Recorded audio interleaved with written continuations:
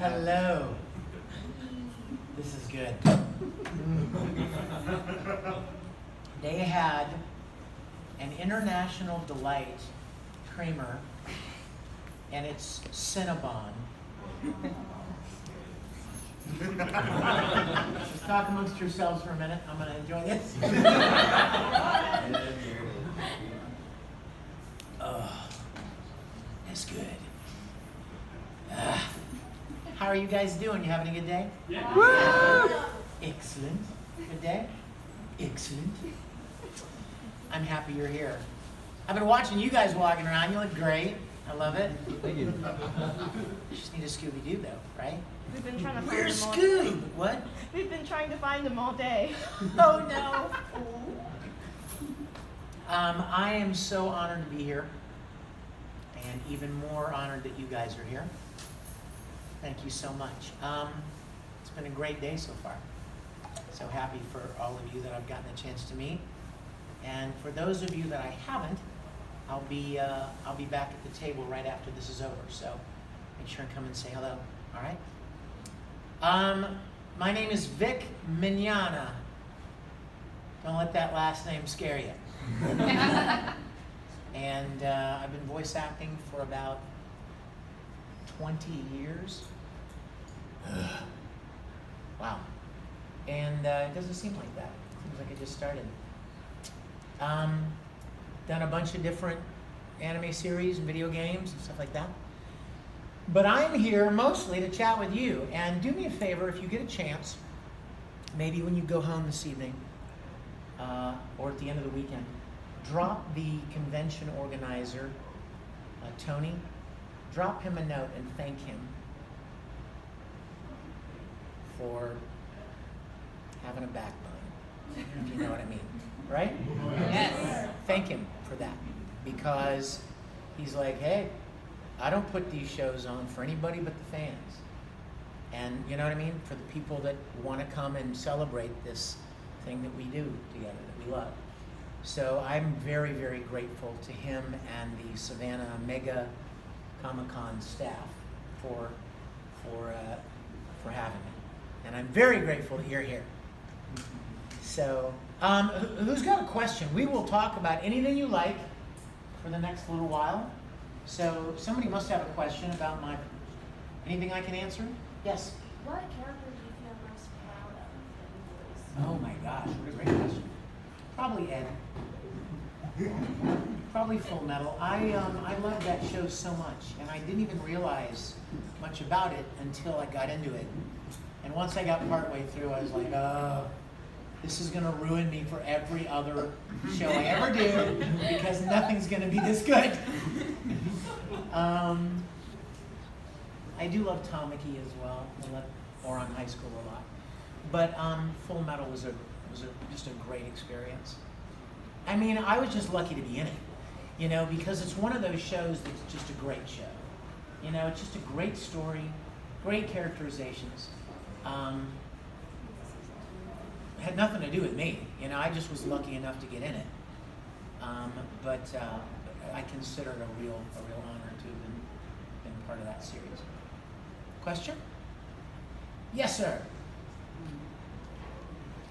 Ed's obviously, he's a scientist, he's really smart. Why didn't he ever think of... I'm glad you said smart. Yeah, why didn't he ever think of saying... I thought he was going to say something else. Yeah. He's really smart. No. Say small. He's really smart, so why didn't he ever say that he was lactose intolerant?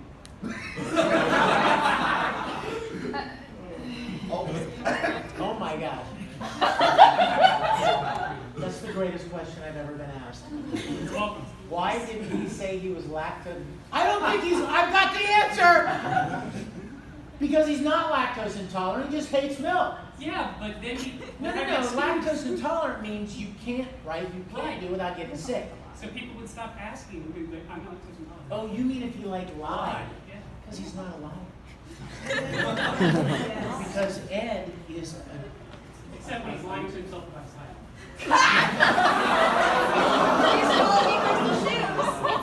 I am not going down this rabbit hole.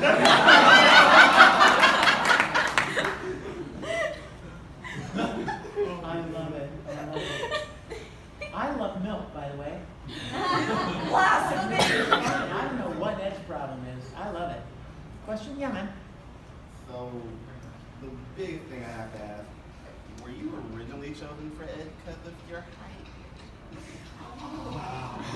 What's the deal, man?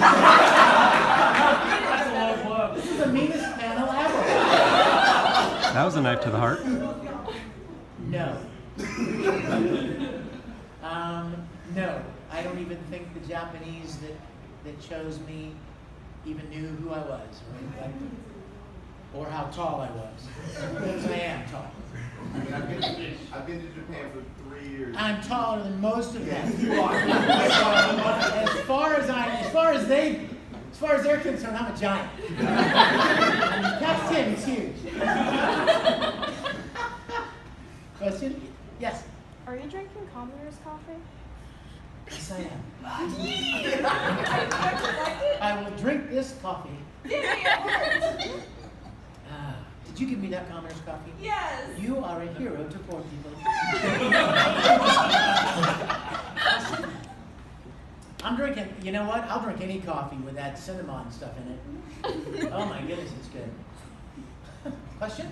Come on, everybody's got questions. Yes, I heard you were a cop before. I was, believe it or not.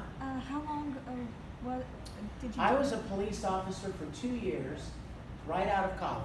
Oh, wow. So like, I was like 20, I don't know. Did you do desk work or were you out patrolling? I was in a patrol car, Mm-hmm. had my own marked car. Can you imagine who would give me a gun? They did. And I liked it. I really enjoyed it. I enjoyed it. You know what was fun about it for me? Was the drama of it. Because as an actor, right, you kind of look for you are drawn to drama. And something that kind of fuels that. And of course, on any given day, I would put my uniform on and I would think, what kind of cop do I want to be today? Am I going to be like the mean cop, or I'm going to be Mr. Nice Cop? Or, you know what I mean? Like I could play a role as a different kind of police officer each day. Tamaki is a cop, so. Oh my goodness. All of them go for it. Can't tell the other ones. Pull it over, poor person. It's also more fun to voice act former alchemist or former alchemist brotherhood. Oh my gosh. You know what? Well, let me tell you my feelings about the two. People often ask me which is your favorite. That's the most common question. And most people like Brotherhood best, right? Yeah. Most people do. But I kind of have a very, very soft spot in my heart for the original. Because that's where I first met Ed and Hannah and Wendy. You know what I mean? That was my first experience. I loved it so much. And which one did I enjoy doing more? That one, the answer to that might be Brotherhood, only because I'd already done the first one. So I knew how much I loved it. Never expected to get to do it again. So when I ended up getting to do it again, I really savored it more. Does that make sense? Yeah. I never expected to go back, we would ever get to do any more Full Metal. So when Brotherhood came out, I was like, yes, get to do more Full Metal. And as soon as I heard it was coming out, I thought, oh, I hope it's good. Like, it could be bad. I mean, we've all seen plenty of sequels that are not good. And I was worried a little bit because the first one was just so great. But when I heard that it was based on the manga, I knew that was a good sign. Because everybody told me how good the manga was. Even like years before. People would come to me in an autograph session and they'd say, hey, I love Full Metal Alchemist. Have you read the manga? I was like, no. It's amazing. So I knew for years before Brotherhood came out, I knew that the manga was really good. So when I heard that Brotherhood was going to be based on the manga, I thought, oh, well, that's a good sign. All right. Question? Yeah. Yes, sir. Out of all the characters you voiced, which one do you feel like you're most connected to? Ooh. I would love to say Tamaki, but I'm not that smooth. So I'm going to say the one that I always say, and It's a show you probably have never heard of. It's called Princess Nine. Do you know Princess Nine? I have it on DVD. I love you. In a very platonic way. Okay, you're good. It's about a high school girls baseball team. And I played the captain of the boys baseball team, Hiroki Takasugi. I loved that show, and I really connected with him a lot. I loved it. Like, I went to a sporting goods store in Houston and bought a baseball jersey and had custom kanji letters put on it and the number and his name on the back, and I wore it every time I recorded that show. Wow. So I was in the booth with my little Kisaragi High School jersey on because I loved him a lot. Yes? So when I got into anime in my lead phase, like I was more focused on characters, but instead of voice actors. But what was that thing between you and Todd Haberkorn? There was never a thing between me and Todd. But why was he hating you so much? He doesn't hate me. He loves me. You didn't even say otherwise. Let's see if Todd loves me.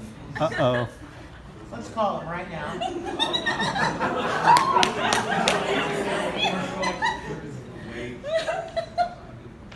Todd Haberkorn.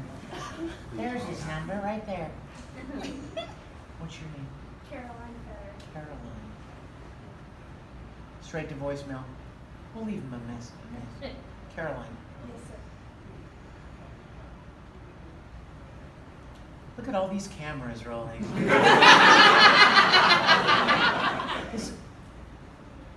Hey, Todd. It's your big brother, Vic. I'm at a panel right now, and this young lady in the front row named Caroline said, "Why does Todd hate you so much?" And I'm like, "Todd doesn't hate me. That's his love language." And so I said, "Let's call Todd and see if he hates me." So I'm just getting your voicemail, but I'm gonna just assume that you don't.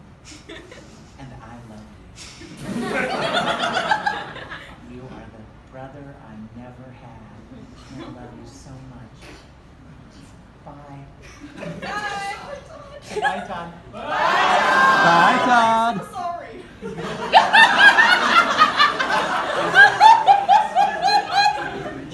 See all these cameras rolling?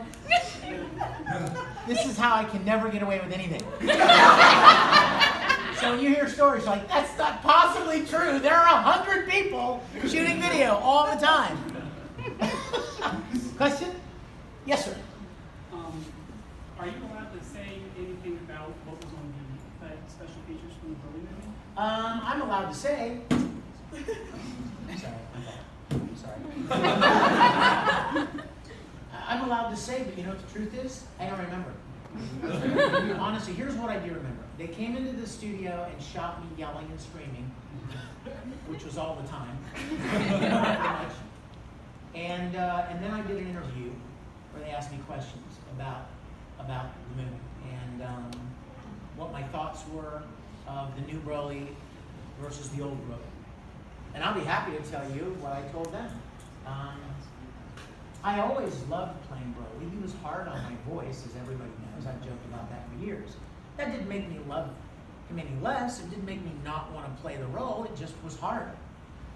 And it would wipe me out for, a week.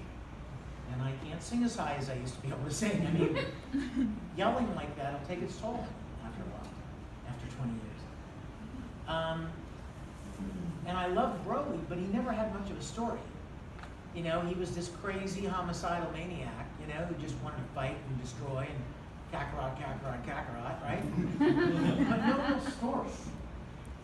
And so when the new movie came out, I was so excited that they actually gave him a backstory. Now, do you know that Toriyama, who created Dragon Ball, he had nothing to do with the original Broly movies. Did you know that? Yeah. He had nothing to do with them. In other words, it wasn't his character. It wasn't who he envisioned for the character. This Broly movie that just came out was Toriyama's Broly. And so he made him canon, and he gave him the story that I wished 18 years ago he would have had. But I loved it. My favorite moment was like when he was talking about Ba's ear around his waist and how he had the friend Ba and his dad. Oh my gosh, I loved it so much.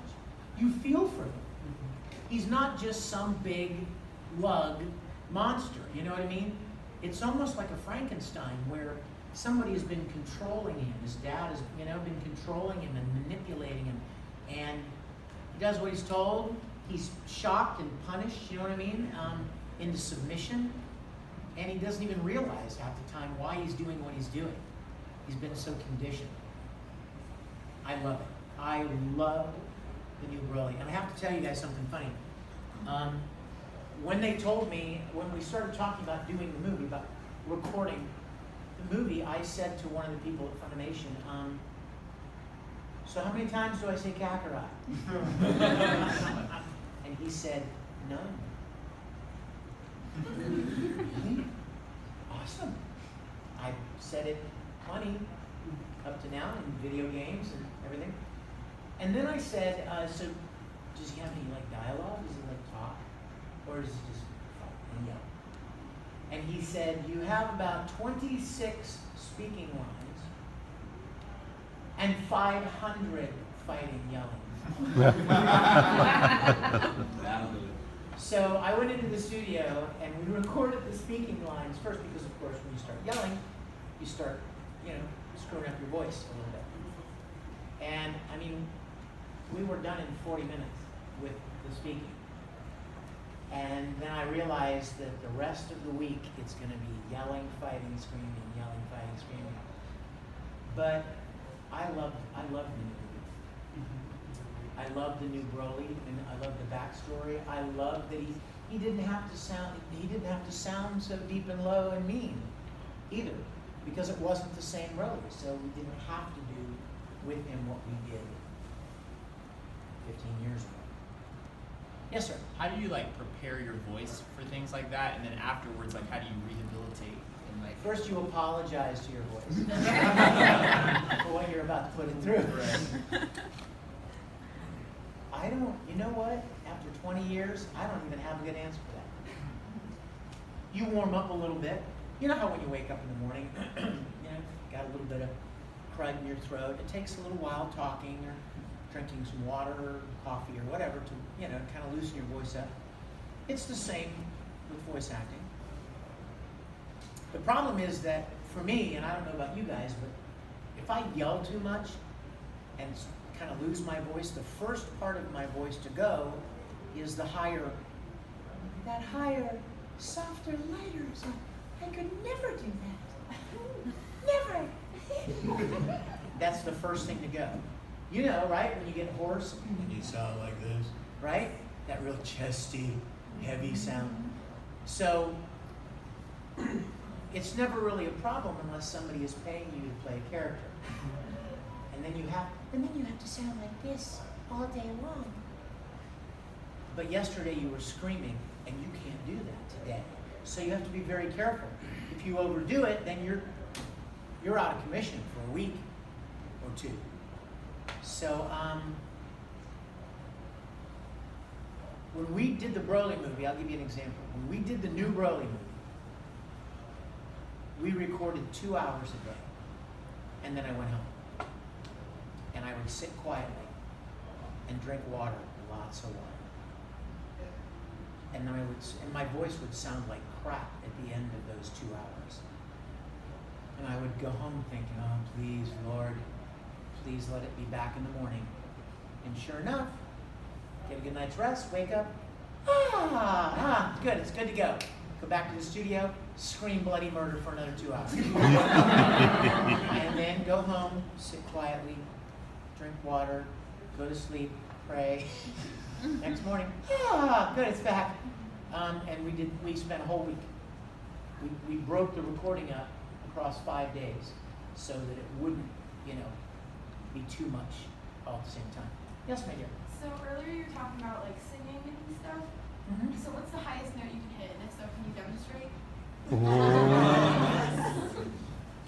There, it was. So high, only the dogs heard it.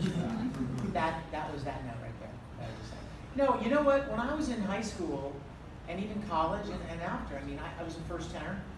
I had a real high, clear tenor tone.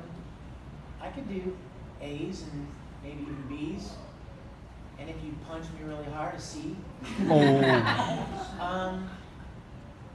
I don't even know what it is now. It's not as, my range isn't as good as it used to Well, be. you could just try.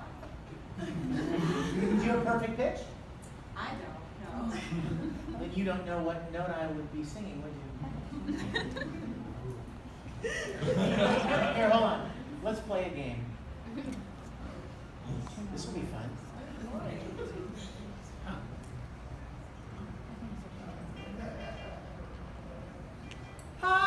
G. A.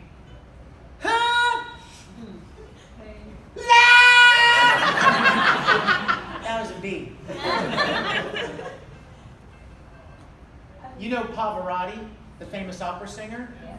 You know what his nickname was? You know? Anybody? Older people? He was called the master of the high C's because he could hit a high C. That's what that is. You ready? No. Yeah! That sounded like Broly falling off a cliff. Have to go into falsetto to get that. That's not really singing. What's next? That's squealing. Question? Yes, Mine's please. more of a psychological question. So going back to 20 years ago, I know you were saying you were in you were working as a cop and everything. And when that opportunity came to kind of pursue your acting career, what kind of mental headspace did you really feel like you had to be in order to make that jump, or was it just simple for you? What a great question. You're going to be so disappointed with this answer. I've been acting since I was a kid. Not because I ever thought I was going to be an actor. Not because I ever intended to pursue it. It was simply and very basically because I loved it. Because I enjoyed doing it. I had no illusions. You know what? I mean, I was doing musicals and theater and on-camera stuff all through high school and college, and as I was getting ready to graduate, everybody would say to me, "So you're gonna move to LA? Huh? Move to Hollywood? Be a star?" I'm like, "No." "Oh, you're gonna go to New York, huh? Like musical theater?" "No," because I was realistic. It didn't occur to me to do that at all. My major was film. I worked in film and television production, and I wrote and produced music professionally. And I thought, well, those are things that I can do, pay my bills, make a living. Can't necessarily say that with acting. And so I never planned to be a professional actor or that it would be my main thing. And even when after I finished college and when I was a cop, I was acting in plays in community theater. And then I wherever I moved, wherever I lived, I would find some place to get into theater. Either church productions, or musical theater, or community theater, or summer stock, something. Only because I loved it. It was because it was something that I enjoyed. It wasn't because I thought I was going to be a star, so we're going to make it big. I realized a long time ago that I have little to no control over. The only thing I have control over, and the only thing any of us have control over, is our own training, right? Is perfecting a craft that we love as best we can. That's what you can do, right? But then outside of that, when you talk about acting, singing, dancing, art, performance kind of things, it's really hard, there's really no guarantee.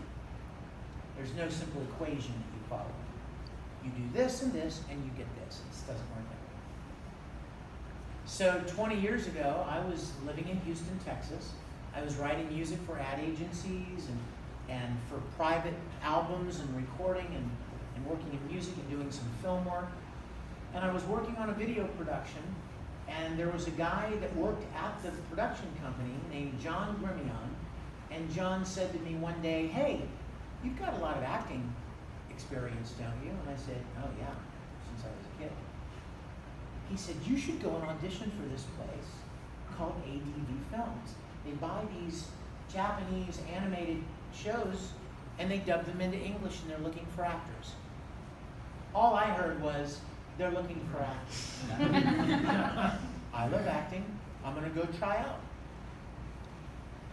I went and auditioned and I got cast as Vega in Street Fighter 2. I didn't even know what they did with them once they finished recording them. I assumed they sold them, right? They must sell them because they have to pay bills, right? They have to make a living. But I didn't know what they did with them. I just thought, well, that was fun. I got to play a cartoon guy one time. And I went back to my regular life. And then a few weeks later, they called me again and they said, "Hey, we have another show. You want to come and do it?" It's like, okay.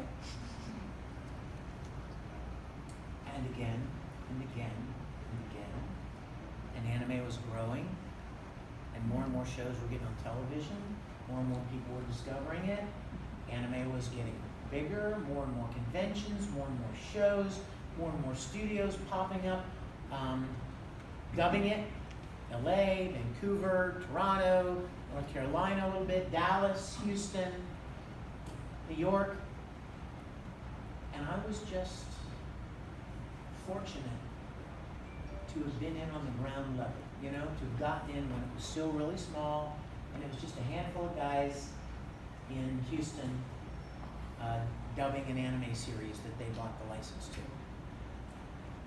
So the point is, I never had any strategy for becoming an actor or any of this.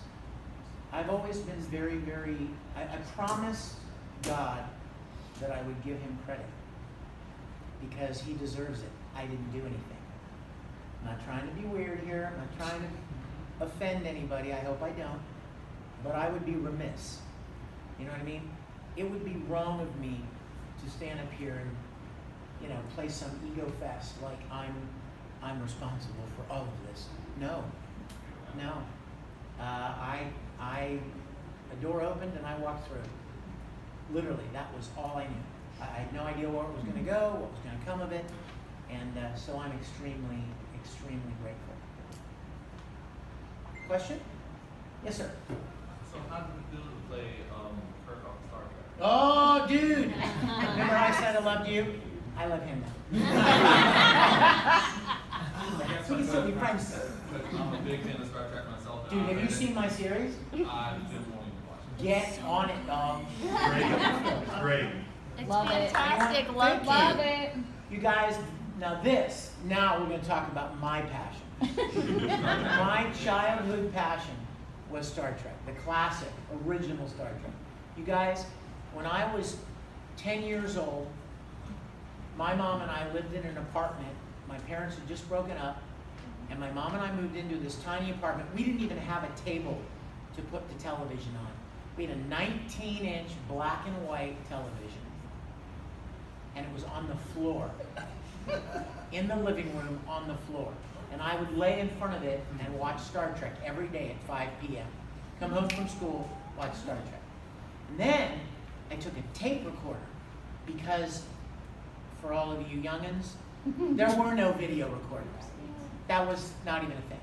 We had an audio cassette recorder, and I would put it by the speaker of the television and record the episodes on audio. And then I would put the cassette player under my pillow at night and go to sleep listening to them.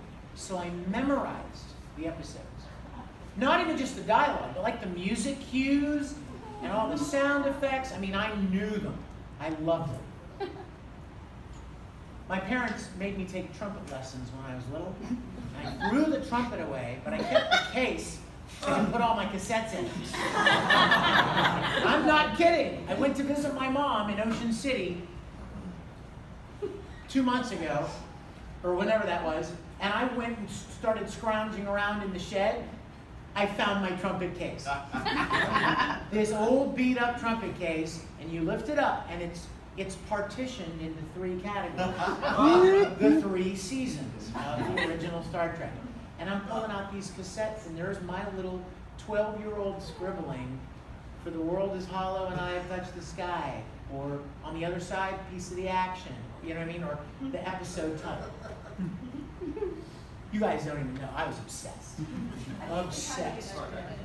You can't even believe it. I mean, Can you pick an episode? What? Can I test you in a line? Sure. I don't know what it's Go ahead. It's Captain Kirk saying, "No more blah blah blah." Oh, are you kidding me? That's Mary. That's too easy.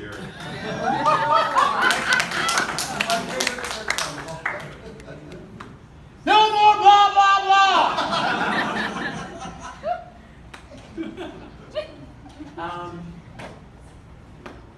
I drove my mother insane.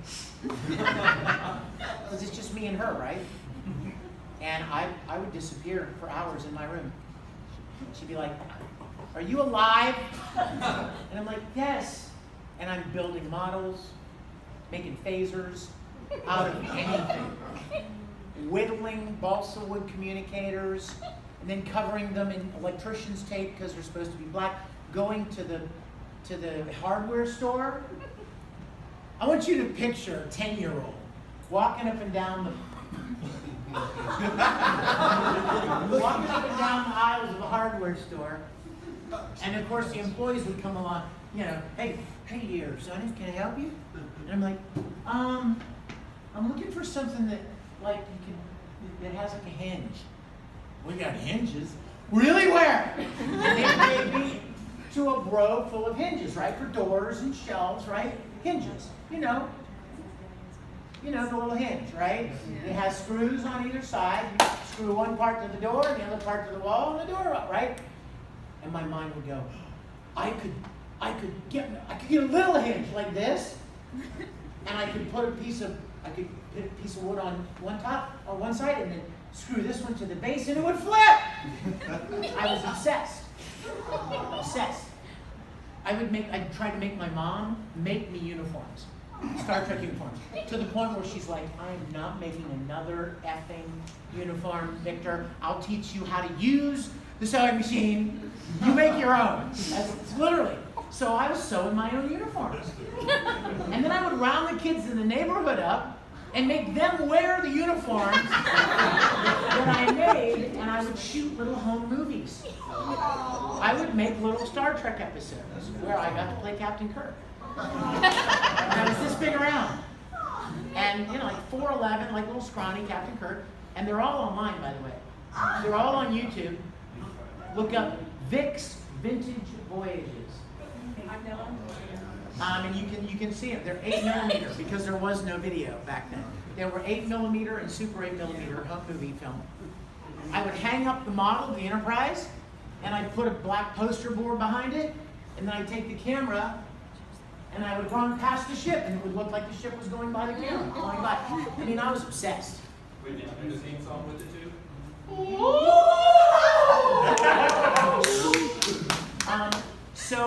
So now that was 4 decades ago. 4 decades ago. Any of the children in Richards mysteriously go missing? Yeah, a lot of milk cartons back in that day. Have you seen this ensign? So then fast forward. About 10 years ago, I found out that fans, Star Trek fans like me, were making like fan productions where they would like build part of set, make uniforms, and play Star Trek. And I'm like, ooh, I want to hook up with one of those groups. I would love to play Star Trek with them. And I did. And the experience left me very frustrated. Because as a filmmaker, as a person who spent his life acting and developing skills in acting and filmmaking, lighting, directing, editing, camera work, all of the elements of filmmaking, I would watch these other productions and I thought to myself, this could be done so much better. If somebody who really knew how to craft a story, and you get actors to play the roles, not just fans in uniforms, right? Because if you're going to tell a powerful story, you need actors to pull that story off. And so 6 years ago, I decided that I was gonna go for it. I had no interest in making any money with it. I had no interest in any kind of notoriety or fame. I just wanted to make one Star Trek episode the way I remembered Star Trek, with a theme and a point to make, a morality question or an ethical dilemma or a social issue. So we rented a building in South Georgia, in Kingsland, Georgia. It's there now. I was there 2 weeks ago. No, I wasn't. 2 weeks. 1 week. Yeah, I was just there. We had an open house because you can walk through our sets. We rebuilt the entire soundstage from the original series. You can walk through it like you're on the ship. It's exactly what they had in the original series. And we made an episode, and we put it out, and people really liked it. And so we made 11 full-length episodes.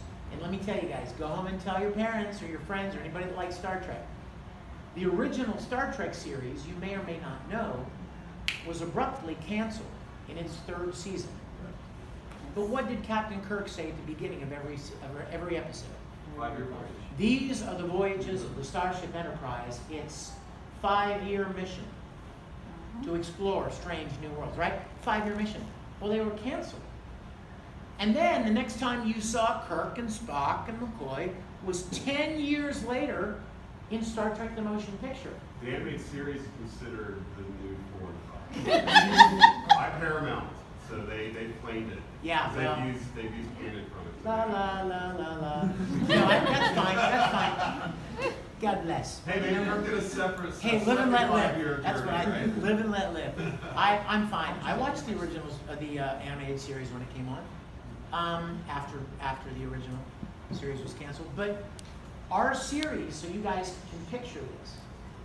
Our series picks up right where the last episode was canceled, and finishes the 5-year mission of the Enterprise, and leaves everyone right where they were when the motion picture picked them up. Wow. It perfectly fills that space. We have story to explain why Captain Kirk accepted a promotion to Admiral. We have a story to explain why Spock went back to Vulcan to pursue the culinary discipline of purging all remaining emotion. We have a story to explain why McCoy quit the service and left. So check it out. It's all free, by the way. It's all free to watch. We made it purely as a labor of love. I've often said this was my love letter to Star Trek. This was my saying thank you to that show for how much it inspired me. I'd never built anything before. I was 10 years old. I never made props. I didn't even know what a prop was. But I wanted to make phasers. And I sure liked communicators. And I would learn to build things because of my passion for Star Trek. I started making films with the kids in the neighborhood because of my passion for Star Trek. I started acting. I went to school, 10 years old. What grade is that? Maybe 4th grade, 5th grade? 5th grade. Right? I went to school and auditioned for school plays. I'd never done that before. You know why I did it? William Shatner, Leonard Nimoy, Star Trek. So I credit that show largely with much of what I do today professionally. So you can imagine how much I wanted to pay homage to it. One second. Have you met Oh, Matt, yeah, we're buddies. How are we doing on our Oh yeah, I've had the chance. Appreciate your work. Well, I don't know. That's a good question. I don't know. I can tell you this. I mean, we became friends doing events together, Comic-Cons together, and he knows that I love him and have enormous respect for him. And for the first 15 times I hung around with him, never even spoke the words Star Trek, because he's gotten that for 50 years, and I don't need to be one. I wanted to be, he's another actor who's signing over there at his table, and become peers and friends.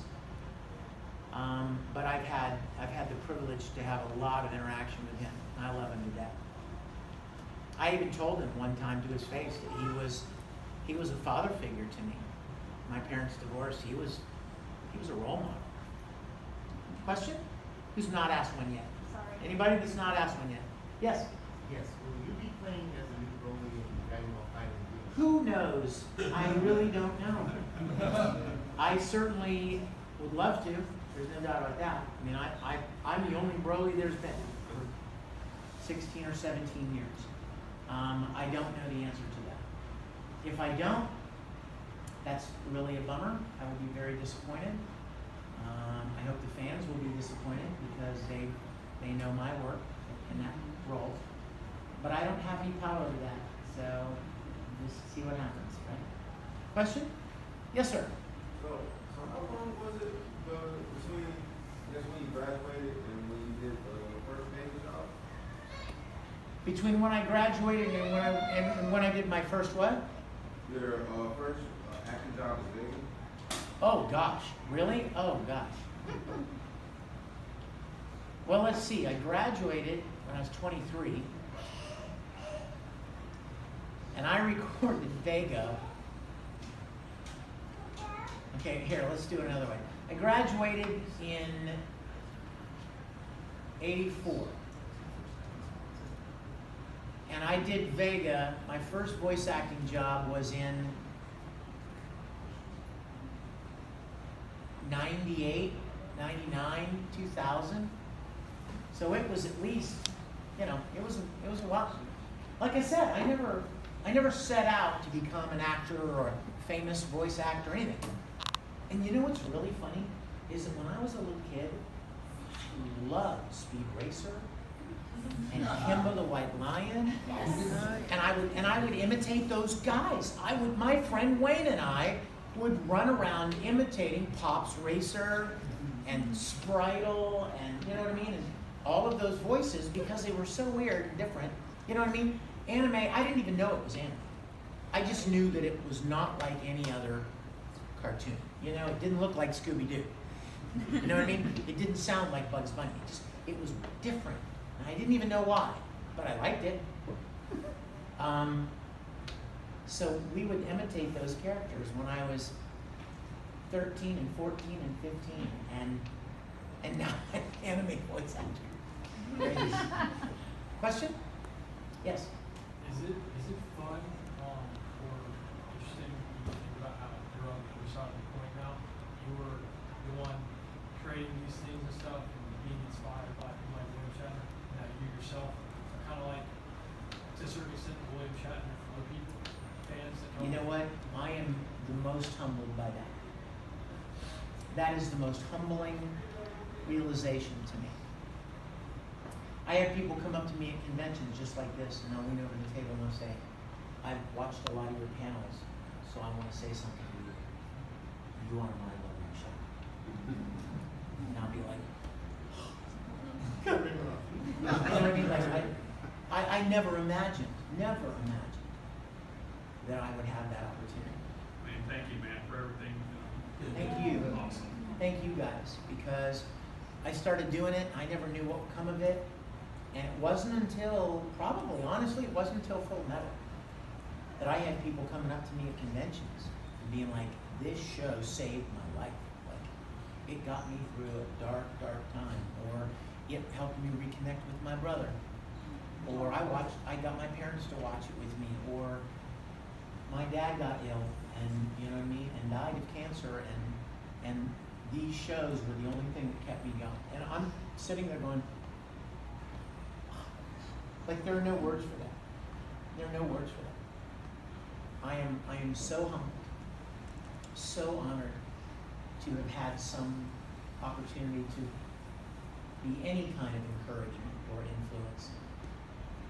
In the same way that different things were to me when I was a little kid. I am deeply grateful for that. You couldn't put a price tag on it. Yes? I noticed that you've also done the voice of Rohan Kishime. Yes, Rohan. Yeah, I'd like to know, was it your first time, dealing with, was it your first time with JoJo's Adventure, or Yes. are you familiar with it? Yes, you know what? I've heard of JoJo. I knew about JoJo's Bizarre Adventure, but I'd never seen any of it. And I saw a lot of cosplayers from JoJo's Bizarre Adventure. And I would even say, ooh, you look awesome. What is this? And they're like, JoJo. And like, I didn't even know what it was, but I saw so many great cosplayers that turned out to be cosplaying some character from JoJo's Bizarre Adventure. So when the studio in LA asked me, I don't even remember auditioning for it. I'm sure I did. But when they called me and said, okay, you're gonna be playing this character named Rohan, I didn't even know what it was. And then I went into the studio, and that was when I realized that it was a new season of JoJo's Bizarre Adventure. And I'm like, oh my gosh, I have heard of this show and seen people cosplay from this show and known about this show for so long, and I was so excited to be a part of it. Yes? Hi, so shortly after Full Metal Alchemist came Full Metal Panic. So there's Actually, Full Metal Panic came first. Oh, they did. Sorry. Anyway, my question was, I know they're not actually related, but how do you think it would go if Edward Elric were to ever meet Kurz? Not well. That would not go good. In fact, I'll tell you a funny story. When Funimation called me to come and audition for Full Metal Alchemist, they said, hey, we've got this show we want you to audition for. It's called Full Metal Alchemist. And the first words out of my mouth were, oh, well, I just did this other show called Full Metal Panic. Is that the same thing? And they're like, no. It's not even close. So that's how I remembered that we had done Full Metal Panic first. But I don't think either one of them would like the other one very much, or have much patience for the other, you know? Kurtz is kind of a hothead, can be, right? And I think Ed would probably rub him the wrong way, and Ed is certainly a bit of a hothead too. So I don't think that would be a good mix. Yes, sir? It sounds like sometimes when you show up, you have companies not necessarily having a ton of research. So I'm kind of curious, like, who's directing you when you do those voiceover stuff? In anime? Yeah. Well, every anime series is assigned a director. So here's how it works. I'm gonna tell you the process, okay? So this young lady, she's Japanese, and she wrote a manga. And then this guy liked her manga, and he wanted to make an anime series out of it. So he gets Japanese actors together in a studio, and they make her manga into an anime. Well, then, this lady from an American studio contacts him and says, hey, I would like to dub your show into English. I would like to rent a license to bring your show to English audiences. So they make a deal, and then she hands all the materials, the video, scripts, all of it, off to this person. And they listen to the Japanese and they do a direct translation. Exactly what they're saying. Which, by the way, is not the way we talk. In case you didn't know that. So once she does the direct translation, she gives it to this girl, who then adapts it not only to match the translation, but to make it more conversational and to match the mouth flaps. Okay? You get paid a lot of money. Then, while that's happening, some of the production team will choose a director and an engineer. And the director will get the scripts from her, and the director will cast the roles, and they'll start recording. That's how it goes. I've never done that before. That's a really good little... Well, the director... Well, the director directs the sessions, but there are several different inputs.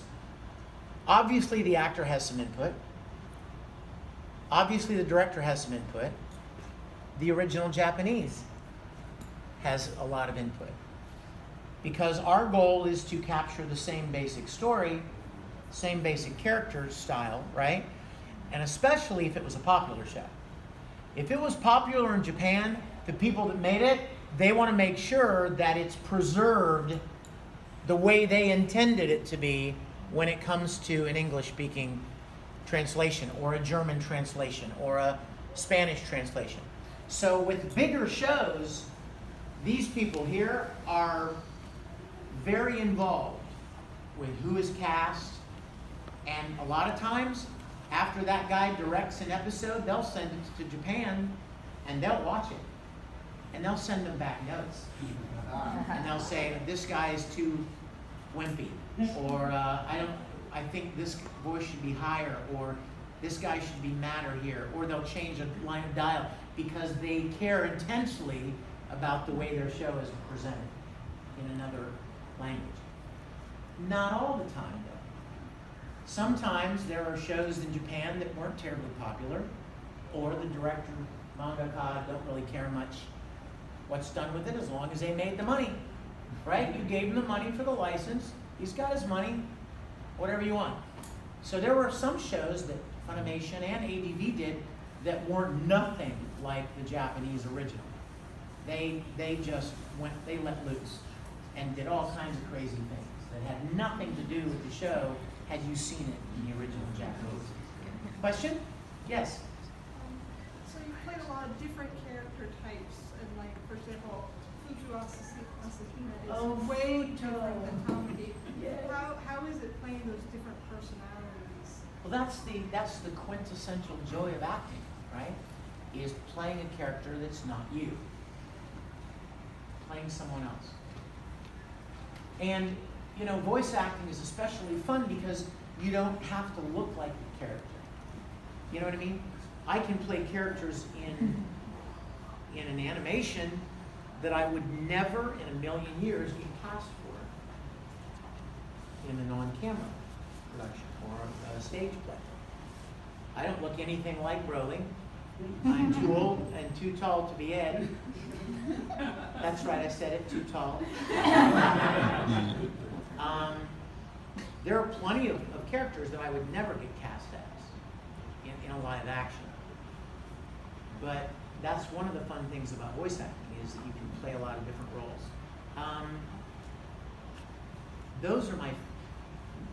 That's my favorite part of it, is getting to play different characters. I especially get a thrill out of people not knowing that a character was me. I've been told I have a pretty distinct voice.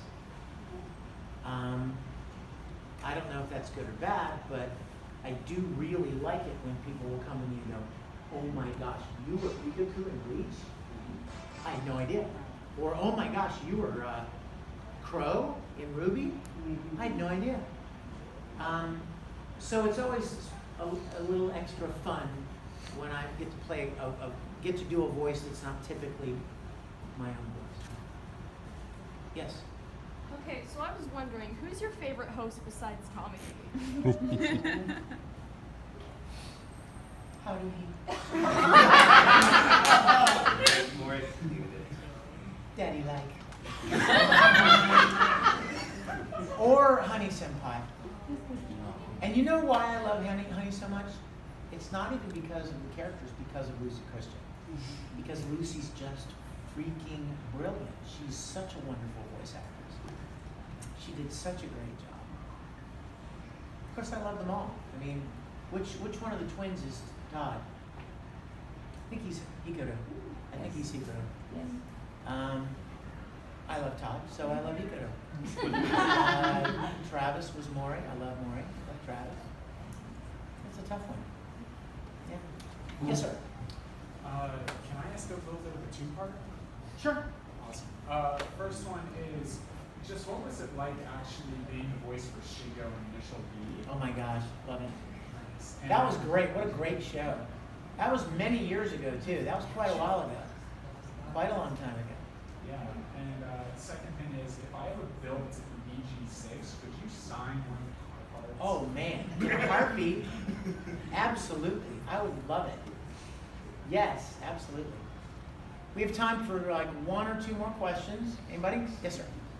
Okay, I actually have to say this for three people. My mother, my mother-in-law, and my stepfather-in-law, they've all seen Star Trek, and you brought their childhood back. Oh They my wanted me goodness, to- I'm honored. They just texted me to tell you thank you because they were thinking You that. please tell them I said it was my sincere pleasure. I may never do another thing that I think probably Star Trek Continues. By the way, I didn't tell you that. Star Trek Continues is the name of my series, and you can find it at StarTrekContinues.com. And that's probably like the one thing I will, leave behind. You know what I mean? That's my one big thing. Yes. I wanted to know how simuldubbing factored into your one answer. Simuldubbing, you guys know about that? Simuldubbing is basically what Funimation has tried to do over the last few years, because one of the big, piracy is a big issue. Piracy is a problem. And I would encourage all of you, don't ever do that. And if you're thinking about doing it, pretend that someone was doing it to you. You wouldn't like it much. You spent 2 years of your life creating a story and developing it and working it and finally getting it produced, and people are out there handing it away for free. You're like, whoa, wait a minute. You know what I mean? Put yourself in that position. You wouldn't want someone to do that to your hard, creative work. So piracy has been a problem for a long time, and Funimation wanted to do everything they could possibly do to limit piracy. One of the complaints that a lot of anime fans had was it takes so long to come out. Like, this show came out in Japan, and I've heard about it, and I'm dying to see it, but it's not going to be dubbed for 2 years, and I want to see it, or, that was one of the big complaints. So Funimation started this experiment where they would make deals with these studios in Japan, and the moment that Japan had the materials for the episode, they would send them to Funimation. And Funimation would begin recording them immediately. And literally there was about a week difference. I mean, they got it down to the point where a week after a show, after an episode premieres in Japan, it's in English here. It makes for a lot of heart attacks and a lot of stress, did you guys know I directed a show? Yeah. Oh my gosh, Junie Tyson, you guys check it out. It's a great show. 12 episodes. Junie Tyson Zodiac Wars is what it's called, but it was a simuldub show. And I was the director, which means every week, the moment I would get like a script for episode 4 on Monday, and I would have to cast it, get the actors scheduled, and get the whole thing recorded by Friday. So if any new actors came into an episode, I had to find somebody to play it. You can't hold auditions. There's no time for that. You go, you do this guy, you know what I mean? And so the turnaround is insane. They've got studios running all day, and then the director and engineer leave, and then they have a night team that come in, and they run all night. And the whole purpose was to try to get them turned around as quick as possible, so they could keep fans engaged. Yes. Do you have a My favorite? very tall friend. Thank you. Do you have a favorite scene out of all of the animes that you've done? Like one that just you remember more often? If I had only done a couple of anime series, there probably would be a scene or two. Right. Certainly Full Metal. There are a lot of very powerful moments in that show. So definitely scenes in Full Metal. Scenes in Oran, definitely.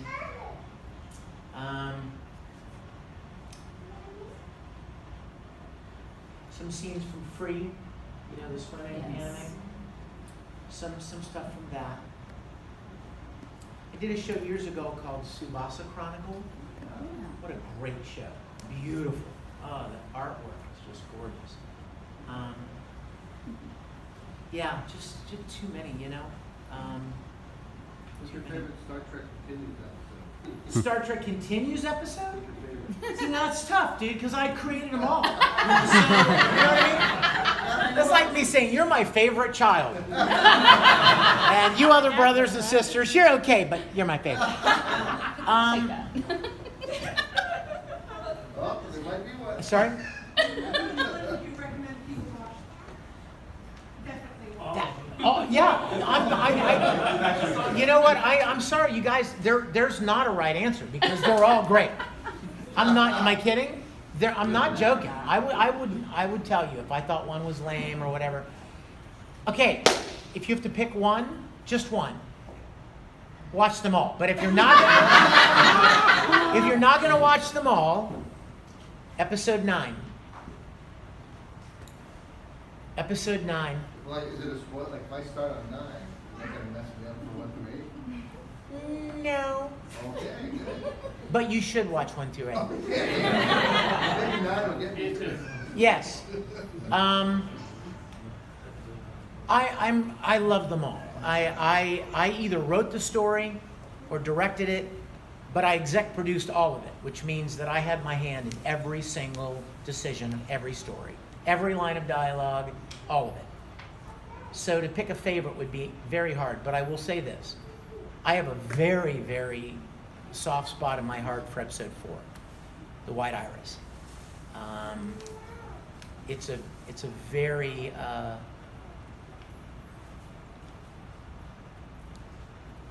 it explores an element of Kirk's background and personality and character that